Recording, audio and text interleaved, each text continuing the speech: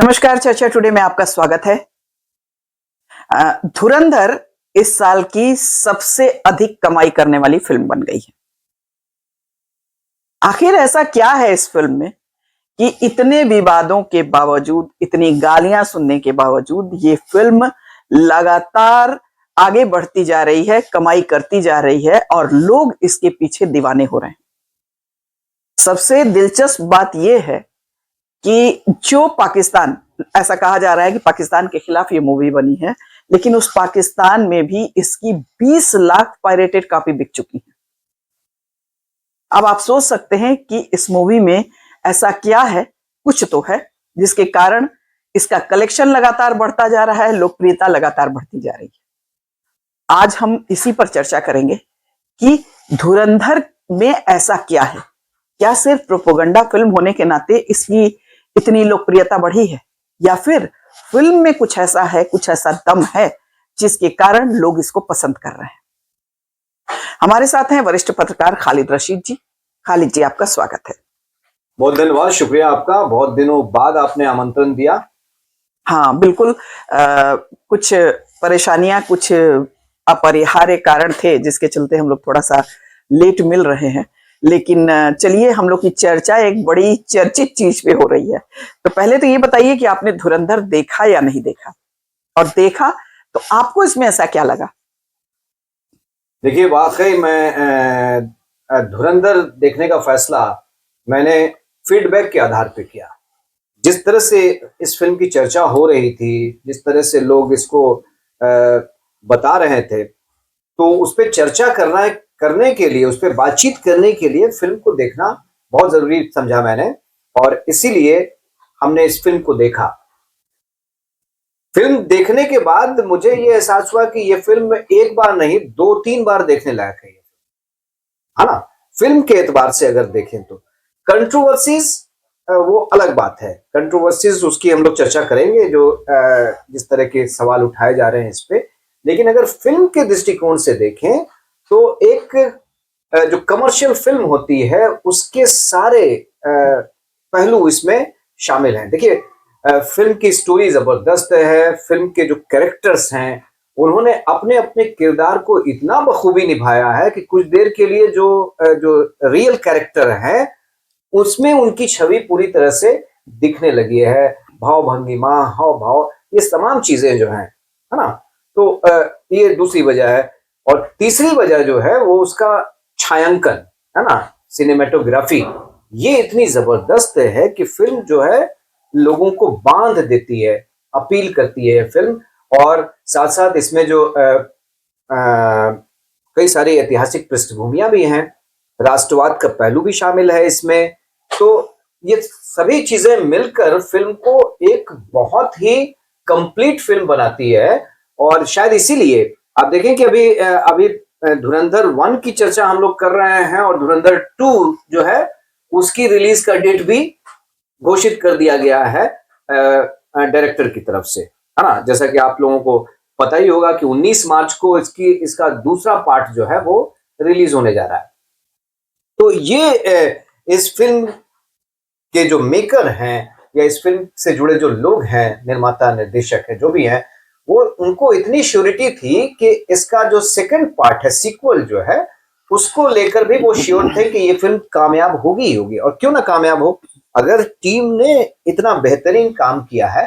हो सकता है कि हम जो चर्चा कर रहे हैं उसे लगे कि भाई फिल्म को हम प्रमोट कर रहे हैं, है ना। आमतौर पे सोशल मीडिया पे इस तरह की चर्चा होती है, इन्फ्लुएंसर टाइप से लोग काम करते हैं।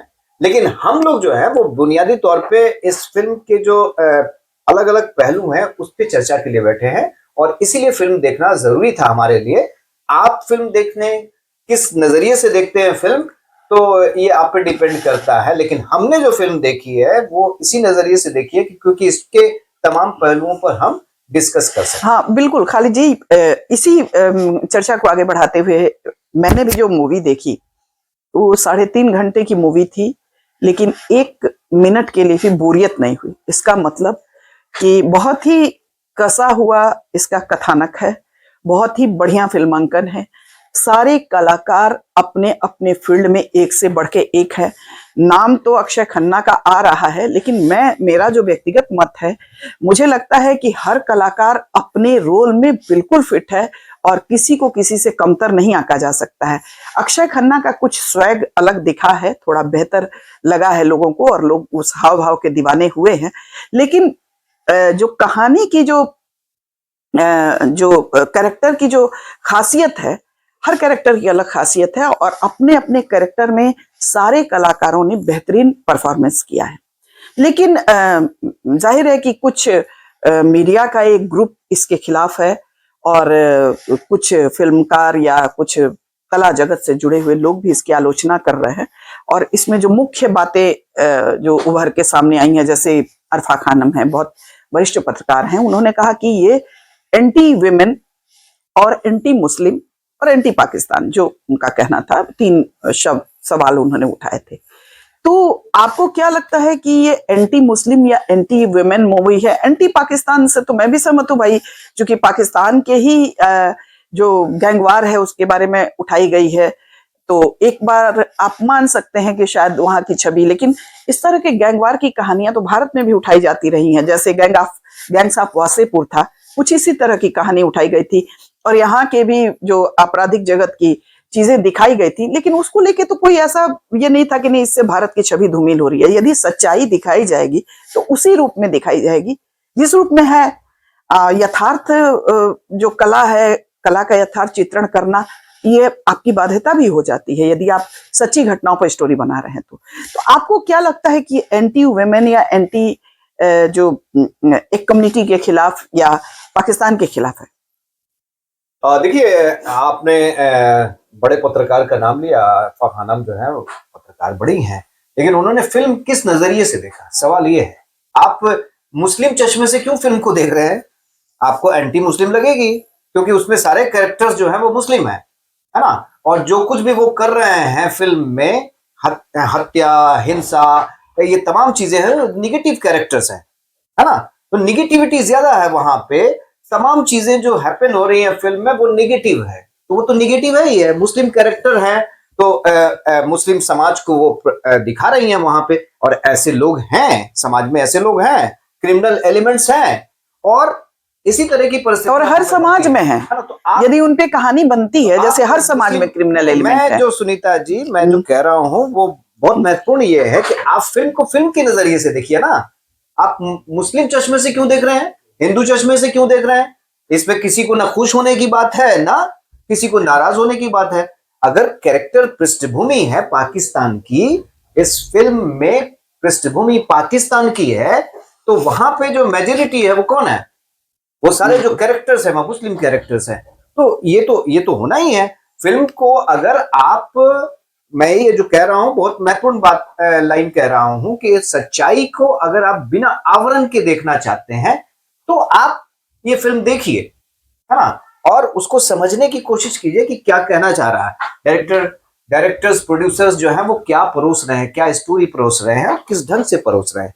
अब जैसे एंटी पाकिस्तान की बात है, तो भारतीय फिल्में पाकिस्तान को क्या प्रमोट करेंगी? हाँ, नहीं, और चूंकि सच्चाई पर बेस्ड है, कुछ झूठ नहीं दिखाया गया है। हम क्यों प्रमोट क्यों करेंगे? हम अपने राष्ट्रवाद को प्रमोट करेंगे, और इस फिल्म में अपने राष्ट्रवाद को प्रमोट किया जा रहा है, तो ऐसी कौन सी बात है? इनमें, इस फिल्म में जो 2 घटनाएं साफ तौर पे दिखती हैं, कंधार हाईजैक, है ना, विमान हाईजैक, और 26/11, ये दोनों घटनाएं हुई हैं। और इसमें वहां के हमारे उस समय का जो डोजियर हमने दिया था, उसमें भी इन सारी चीजों का वर्णन था कि कैसे जो आतंकी नेटवर्क है वो कैसे काम करता है, और कैसे जो गैंग्स हैं, जो ऑपरेशनल गैंग्स हैं, वो किस तरह से उस नेटवर्क में शामिल होते हैं और कैसे उनका इस्तेमाल किया जाता है। पाकिस्तान की आईएसआई कैसे उनको यूज करती है, तो ये सारी फिल्मों में दिखाया गया है। तो ये तो हकीकत है, इसे समझना होगा। हम अपने राष्ट्रवाद को, हम अपने नेशनलिज्म को प्रमोट करेंगे, उनके नेशनलिज्म को हम प्रमोट नहीं कर सकते हैं। और फिल्म तो फिल्म है, अगेन फिल्म है, फिल्म के नजरिए से देखना चाहिए। तो मैं इसको कॉन्ट्रडिक्ट करता हूं। तो एंटी मुस्लिम ये बिल्कुल नहीं है, क्योंकि जो फिल्म की पृष्ठभूमि है वो ऐसी है कि उसमें आपको मुस्लिम चेहरे दिखेंगे, तो आपको मुस्लिम चश्मे से नहीं देखना है ये फिल्म आपको देखना है फिल्म के नजरिए से। और अगर कोई चश्मा लगा सकते हैं आप अपने ऊपर, अपनी आंखों के ऊपर, तो नेशनलिज्म वाला चश्मा लगा लीजिए, आपको फिल्म बहुत अच्छी लगेगी। और जहां तक एंटी वीमेन की बात है, तो एक दो सीक्वेंसेस हैं फिल्मों में, एक दो सीक्वेंस ऐसे होते हैं कि विमेन का इस्तेमाल इसमें दिखाया गया है कि अपने अपने गोल को अचीव करने के लिए उनको यूज किया गया है ना।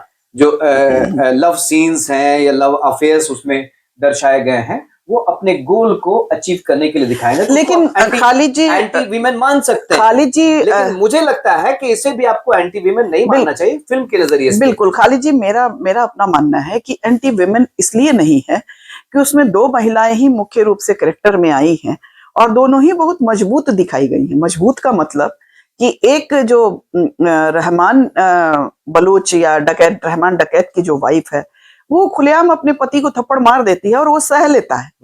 तो ऐसा नहीं है कि वो दिखाया गया है कि बहुत डरी सहमी है या बहुत घुट के रह रही है।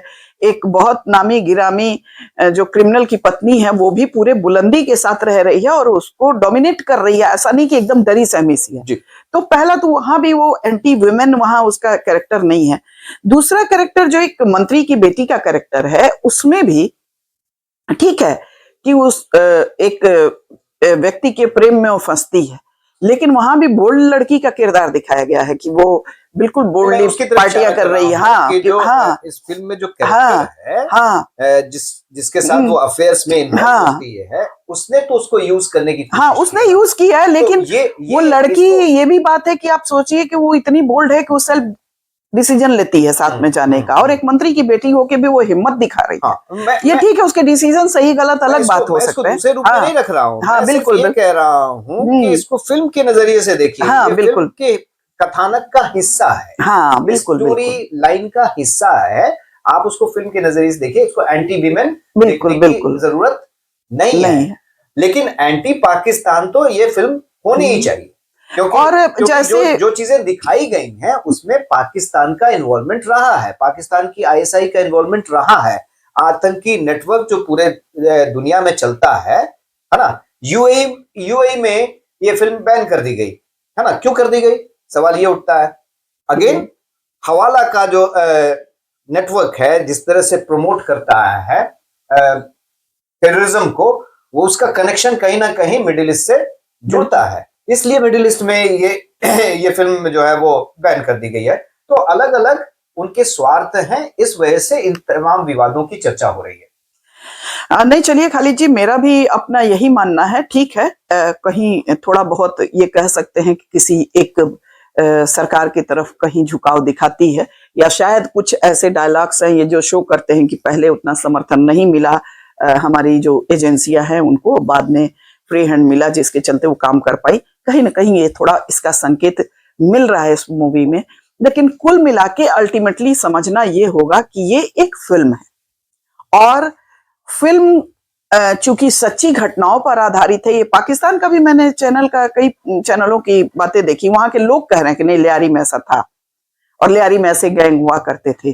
जो असलम है, जो एसपी हैं, वो भी हुआ करते थे, बहुत कड़क थे। तो चूंकि जब रियल स्टोरी पे दिखाई गई, ऑपरेशन लियारी जो है वो वहां पे ये लॉन्च किया गया बिल्कुल था बिल्कुल पाकिस्तान में। तो यदि कथानक का जो बैकग्राउंड वो वही है, और जब सच्ची घटना पर आधारित कोई चीज दिखाई जाएगी तो उसमें ये थोड़ा सोचा जाएगा कि ये इसमें विमेन इशू का ध्यान रखा जाए, उसमें जो सच है वही आपके सामने रखा जाएगा। अब यदि मध्य युगीन किसी पीरियड मूवी बनेगी तो उस समय मध्य युग में महिलाओं की क्या स्थिति थी, उसी के आधार पर वो बनेगी।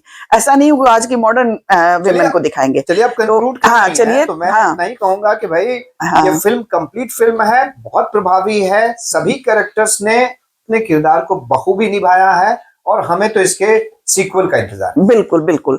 तो कुल मिला के धुरंधर यूं ही हिट नहीं हो रही है, या सिर्फ प्रोपोगंडा के चलते हिट नहीं हो रही है, या सिर्फ एंटी पाकिस्तान होने के चलते हिट नहीं हो रही है। फिल्म वास्तव में इतनी अच्छी बनी है, उसके जो कथानक से लेके उसका जो फिल्मांकन है, उसकी सिनेमेटोग्राफी है, उसका जो डायरेक्शन है, सब कुछ इतना बढ़िया है कि लोग उसकी तरफ खींचे आ रहे हैं, और ऐसे में उसको हिट होना ही था। दर्शकों, हमारे ये कार्यक्रम कैसा लगा जरूर बताइए। हमारे चैनल को लाइक करें, सब्सक्राइब करें और शेयर करें। नमस्कार। धन्यवाद।